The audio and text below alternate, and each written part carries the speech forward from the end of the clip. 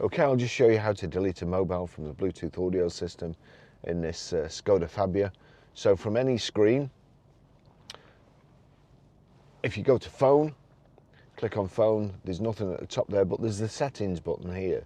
So you click on settings, select mobile phone, Bluetooth, click on Bluetooth. Bluetooth visibility, name, paired devices. We want paired devices. Barry's iPhone 13 Pro, you'll see there it is installed for music and telephone, but there's the bin symbol. So click on that. Do you really want to delete Barry's iPhone 13 Pro? Yes, I do. Delete. That's it gone.